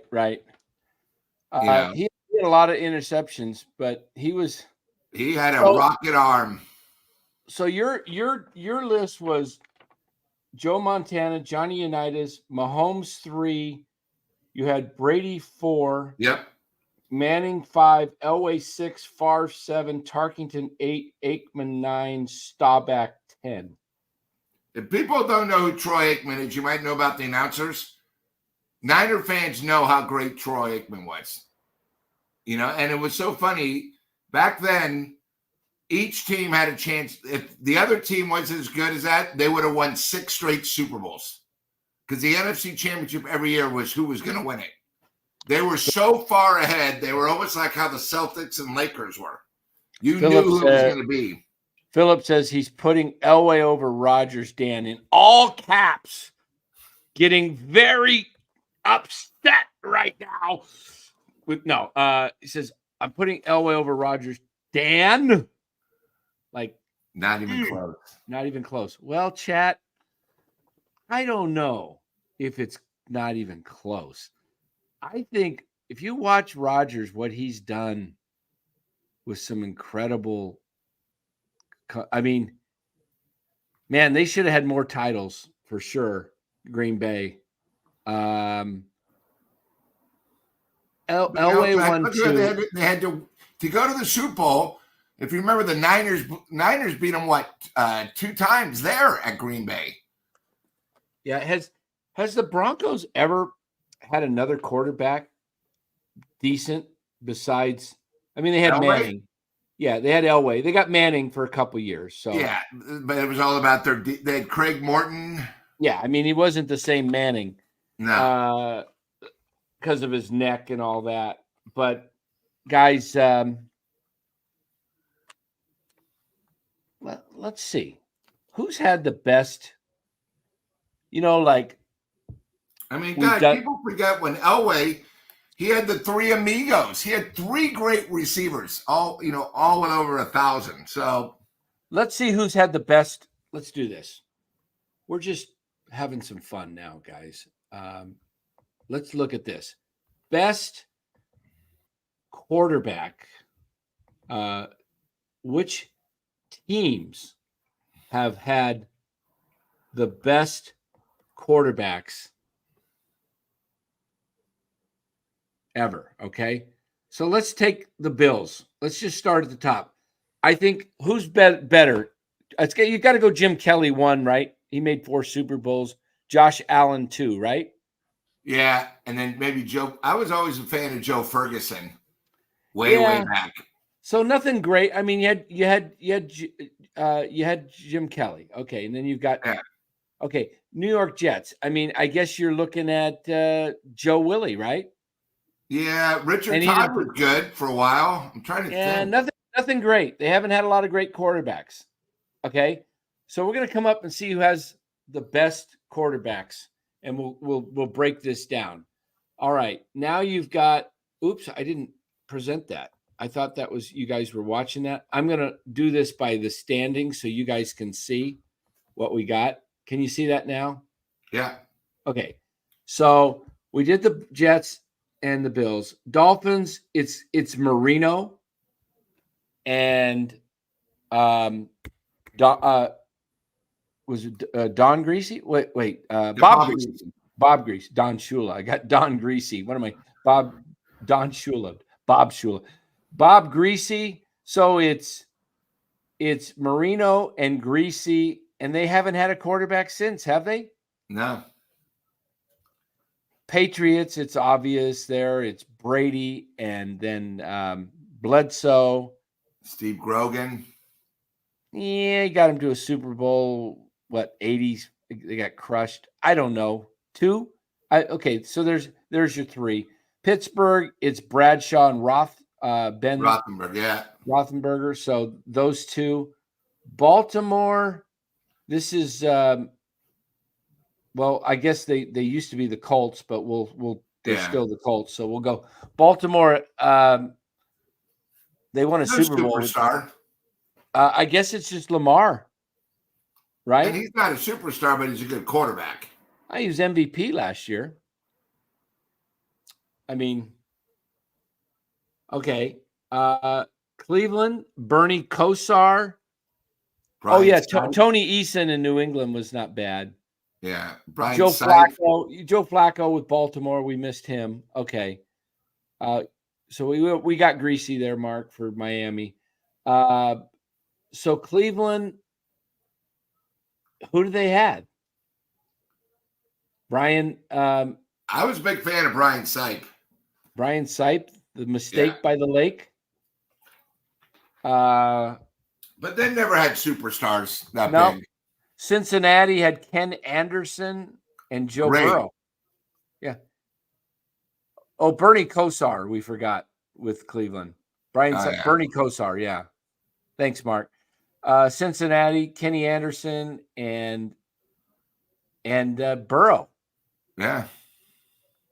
All right. So now we move to hold on here. Houston Oilers, Houston Texans. Hold on here. I don't know what's going on with my. Okay. Can you see that now? Yeah. Houston. I mean, has Houston had a quarterback? They got the number 1 pick in Pastorini. David Carr. Yeah, Snake. I guess if you're. Well, that's the Tennessee Titans with Pastorini. No, that was Houston Oilers. Yeah, but they're now they're the Tennessee Titans. Okay. So Houston Texans is a whole new franchise. So I guess it's. Yeah, I mean, they're 10 years of that? All right. So I don't really know them. I mean, unless you go Jim Kelly and the what were they, the Wranglers? Yeah, hold on here. I lost my. I got to pull that back up. I got sidewhacked on the computer here, and I was all right. I got to do this. My God, TN doesn't even have Joe Montana in the top 2. Who doesn't? TN? Yeah. Let me look at his list. Hold on. I'm in the middle of putting this up here. All right. Where were we? Houston Texans. Let me go back to the chat. Boomer Esiason. I forgot about him for the Bengals. Oh, that's right. Boomer. Don't forget Boomer. Thanks, Robert. What's TN's? Brady, Mahomes, Montana, Manning, Marino, Unitas, Elway, Otto Graham. Did you like Otto did you watch him in your day, TN? Come on. You're going to go off Otto Graham based on what the Super 8 video, the black and white? I don't know. Otto Graham, Steve Young, Aaron Rodgers. I'm kidding you about Otto Graham. Yeah. Okay. Let's get back to Houston Texans. They've had David Carr, Stroud. Really? Robinson. That's it? Otto changed the game. Yeah, Otto Graham. I'm just kidding. He was, yeah. I don't know anybody else. Houston. No. Nothing. Okay. The Colts, you've got to go with Manning, and then Burt Jones. Burt Jones, yeah, and also the kid from Stanford that. Why am I forgetting his name? Oh yeah, that's right. He's only retired like 5 years. I sort of forgot about him. What was his name? He was Deshaun Watson was with Houston Texans. Yeah, he was good with Houston. Why am I forgetting? Luck. Yeah, Andrew Luck. Luck. So you've had Burt Jones, you've had Unitas, Jones. That's pretty big three. And Luck. Warren Moon played for the Oilers, so he would go under Tennessee Titans. Jacksonville Jaguars. Do they not have an all? Huh? No, nobody. Who was the guy they had that was they had a decent quarterback trying to get him to the playoffs, to the Super Bowl? The guy from Marshall, who couldn't walk.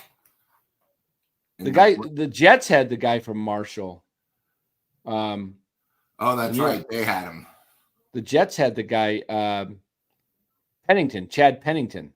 No, another one. The black quarterback. He was good. Warren Moon? Which one are you talking about? Oh, Mark Brunell. Thank you, 49ers Daily. Mark Brunell. Yeah. No, I'm thinking of another guy.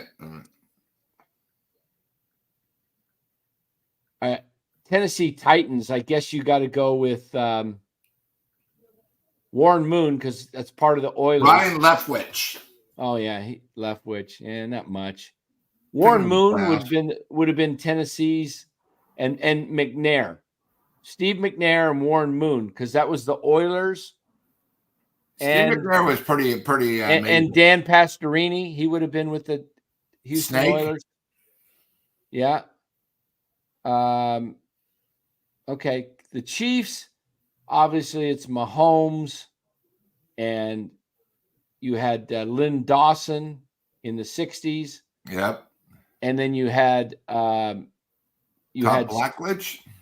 Todd Blackledge, and then you had Alex Smith there for a while. And Joe Montana. And Joe. That's a pretty good lineup. Yeah. Okay. The Chargers, it's obviously Dan Fouts. Yep. And anybody else with the Chargers? I mean, they got Justin Herbert now. Yeah, George Blanda with the Oilers. Yeah. Drew Brees. Phillip Rivers. Yeah, Phillip Rivers, yeah. Phillip Rivers. Drew Brees. Yeah. Drew Brees was there. Started. Okay. So Raiders, obviously, to me, it's the snake. And then it was you got Jim Plunkett, and you got George Blanda. Yep. You got Kenny Stabler. Yep. Daryl LaMonica. Yep. And Mark Graves, Jamarcus Russell. That might have been the biggest bust in the history of the NFL. Of course, went to an SEC school, LSU. So how many did we name with the Raiders? We named Kenny the Snake, LaMonica, Plunkett, Blanda. We named a fifth one. Who was it? Pastorini. No, Oh, yeah, that's right. He was with the Raiders for a while. That was the trade with Snake. I'm trying to think who else. Rich Gannon. They had a lot. Yeah. All right. So far, we'll have to go back and wrap this up. Then you got Denver Broncos. You got Elway, Craig Morton, Elway. Jeez. Denver's bad. Yeah, they were always the running game more. Yeah. All right. Washington Commanders, Joe Theismann, however you want to put it. Theismann, stud. Oh, you got Manning. Of course, we got our resident Bronco deranged fan out there. Ryan says Manning. You know what? You have anything negative? Can you say something negative about the Broncos, Lou? Just for Ryan, it makes him. I was a big Orange Crush fan just because I liked Orange Crush. Oh, okay. Can you say something really negative though, because it helps Ryan sleep better? When was the last time they were 500? There you go. Hey, Ryan, when's the last time they were 500? They're like the Giants. Anything with orange stinks. Okay, let's go to Washington. Joe Theismann. I know I'm going to – you had the – Oh, they had what's name? Who was the guy with – and he only had the thing across, the quarterback. He had the weird mask. Let's see.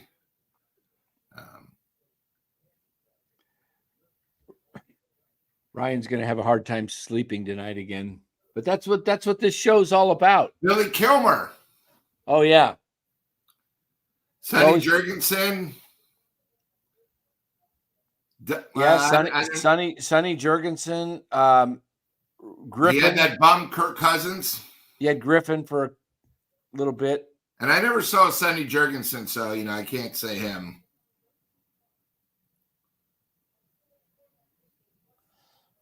Yeah, I think that's about it. The rest are all okay.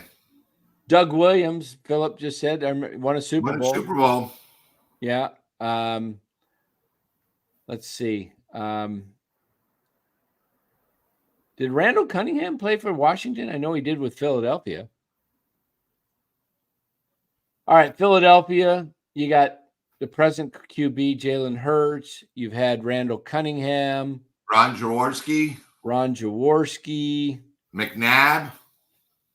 Yeah. Nothing out of this world, though. No. Ryan is talking smack because he's the only guy I know that actually talks about the Broncos as there's something to get excited about. He's living in it's like the Giants fans. Oh, they living in the past. Get back to reality. 2014, we got three World Series, 10, 12, 14. When's your last? Okay, fine. Yeah. All right. Philadelphia, we cover though. Dallas, you got Aikman and Staubach and Dak Prescott. Anybody else of note? Danny White. Anybody else of note? That's 4 quarterbacks. 2 are. What are your favorite guys in the world? Who's that? The Giants are done. Turn off the lights. The party's over. Dandy Don. There we go. Yeah. Okay, so we got 5 guys for Dallas, right? 5. Yep. Now we got the New York Giants. You got obviously Phil Simms and Eli Manning. Is that where Sammy Baugh played? Giants? Oh, Frank Tarkenton. Oh, Fran played there too, yeah. Yeah. I don't remember Wyatt Tittle. Jeff Hostetler, he was great for like 2 years, but not one of the big boys. Yeah, then you had the other guy that won the Super Bowl. Kerry Collins? Yeah, Kerry Collins was there for a while. Nothing great. Okay. Nothing great. All right, Minnesota Vikings. You got to go with Fran Tarkington. Brett Favre was there for a couple years. What about Culpepper? He had a couple good years. Dante Culpepper was pretty good. I don't know if we're missing anybody big. Detroit. You had Matt Stafford. You have Goff. Oh, Randall Cunningham. We forgot him. Thanks, Philip, for the Vikings. Eagles too. Randall Cunningham, Eagles. Detroit. Help me out here. I'm coming up with. I was a fan of Scott Mitchell, the big lefty. He was nothing. What about how about Dan Orlovsky? How about Dan Orlovsky, the guy that ran out of the end zone for ESPN? What about Stafford? I mentioned Stafford. Oh, you did? Okay. Yeah, Stafford and Goff. Detroit has had nothing. Yeah, they never had the super guys. Okay, the Packers. They've had obviously Bart Starr. And then it was kind of. We didn't even mention Bart Starr in one of the top quarterbacks. No. That's how tough it was. Yeah. Bart Starr, excellent.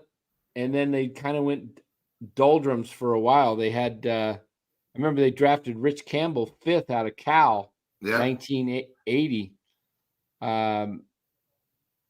But they didn't have a quarterback again until Favre. And then it's it's basically Starr, Favre, Rodgers, Love. Not bad.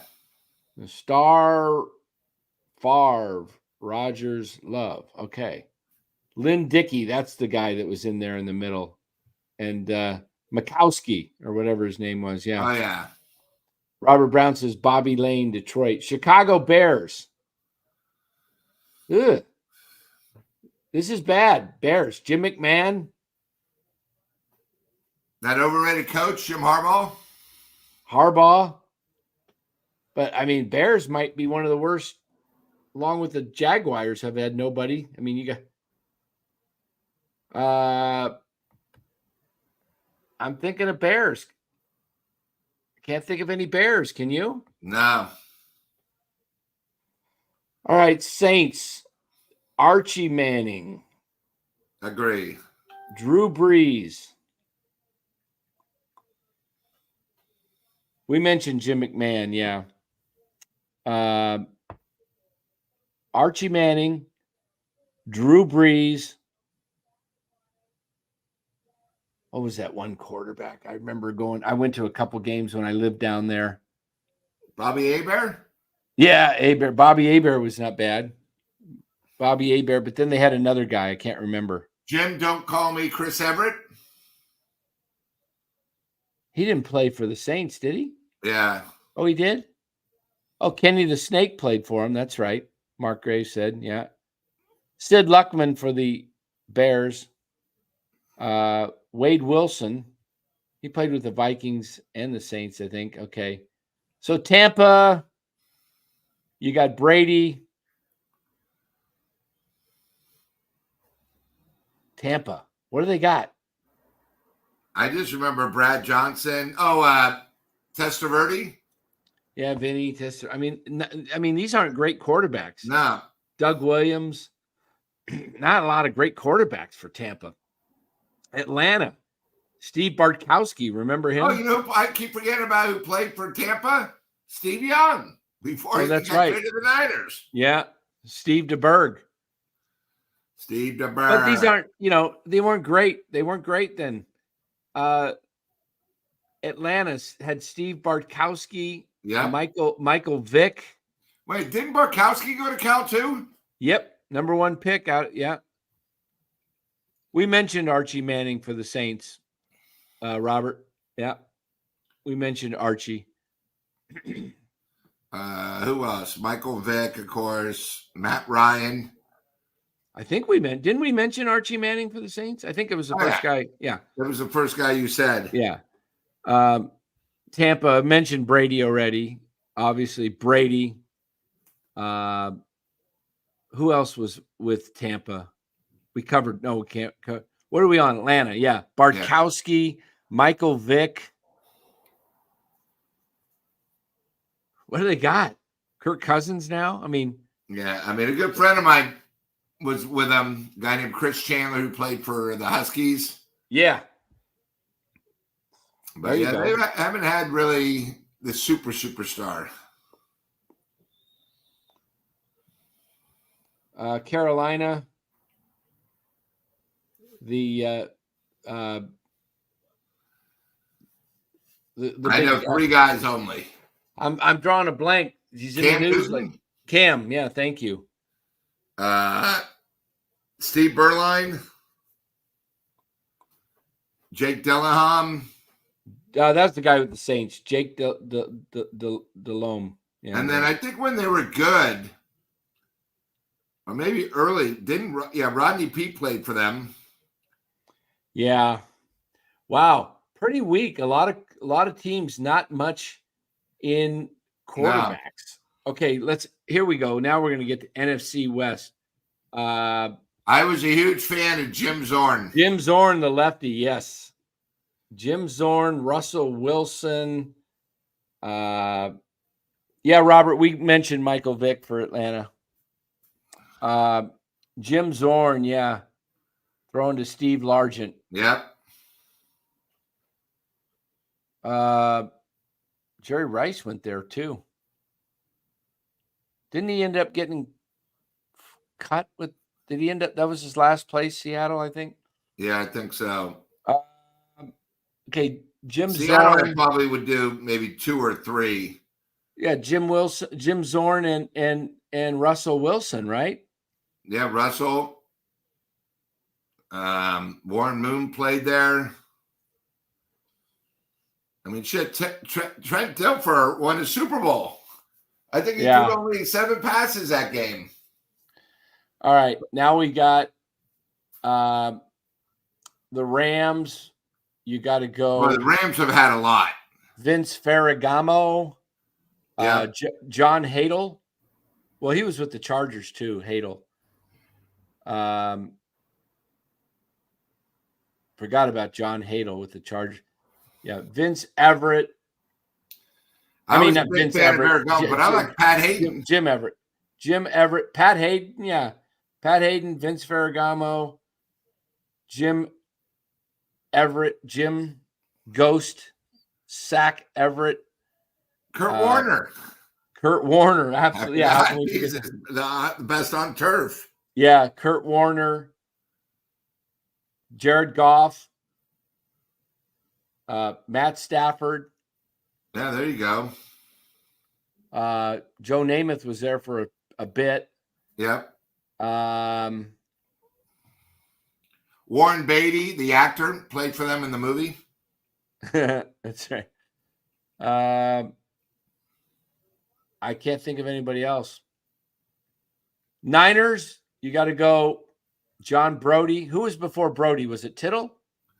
No, it was not Tittle. It was who was it? Tittle was Tittle was in the 50s. Who was before Brady? I'm drawing a blank. Spurrier?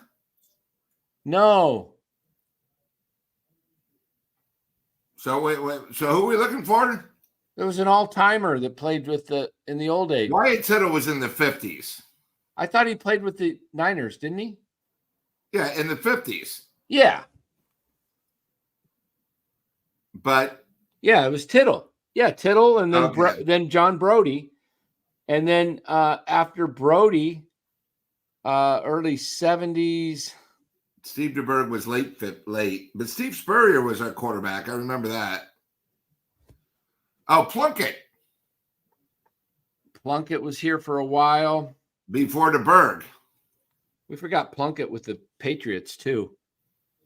There was somebody else in the 7. They had an old-timer. I went to the game once. Billy Kilmer was with the Niners. Yeah, I forgot about that. Spurrier, yeah, he was kind of a bust. Okay, but, obviously then it was Joe. and then Steve Young. Tom Owens? Was that the guy's name? No. George Myra. That was it. George Myra. Thanks, Marcus. Joe. And then Young. Young back to pass. He's looking. Gets away. Yeah. He's down to the 40, the 35. Slips the tackle, spins to the 20, 50, 10, dives. Touchdown, 49ers. Jeff Garcia. Hey, he was a great Niner. Yeah, he was. Jeff Garcia. Late 90s. San Jose State boy. Or 2000, after Young retired, yeah. And then you had, should have had Aaron Rodgers. Can you imagine if we would have drafted Aaron Rodgers?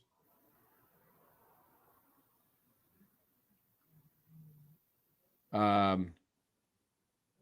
Benjamin. Didn't Guy Benjamin, wasn't that, he played with the Giants, didn't he? Yeah, he was our shortstop. Yeah. Okay, so Niners after Young, and then Garcia, Alex Smith, Kaepernick, and then Jimmy G. Jimmy G right here, guys. There he is. Jimmy G, and then, of course, Brock Purdy. I don't know. I think the Niners and the Packers probably have the two best, and maybe the Cowboys in there. Cowboys. Staubach, Aikman. I mean, you got two. I mean, look at the Hall of Famers. You know, Packers have two. Well, Packers have three with Starr, Favre, and Rodgers. 49ers have. Did Brody ever make the Hall of Fame, John Brody? No. Okay. So Niners, if it wasn't for the Dallas Cowboys, you probably would have had 2 rings, easy. Yeah. Still can't believe that game they lost when they were up 12 points with a minute to go. Minute and a half. Onside kick, everything. Just everything went bad. That was 71. Yeah. That's 72. Yeah. Oh, gosh. That's 70. When did the Niners come to Candlestick? 71? 70, I think 72, I think. Right in there. Yeah. Anyway, I think that wraps it up, guys. Just a lot of fun. We'll try and do some stuff like this. You know, we'll reminisce. I mean, we can't. You know, we'll have to do Giant stuff when it gets later. You know. And Chad, if you guys think of anything like we just did, let us know. Yeah. Hey, send us your ideas in the comments section on the YouTube. You can put your comments in after the show. You can write in comments. Give us some ideas or write to us. Email NorCal Sports Network right there. Email us. Give us some ideas, what you want to see. Let's do defense next. Philip says, yeah, we can do defense. I love talking old-time football, old-time baseball, all the old-time stuff. Guys, we'll be back tomorrow night. We will come back at Giants play in the daytime. We will be back tomorrow night, 8 o'clock. You got anything going, Lou? College football games late tomorrow? Anything going on? No, I don't know. Good. The 4:30. Remember at 4:30, Alabama and Georgia. There we go. All right, guys. See you tomorrow. Appreciate you.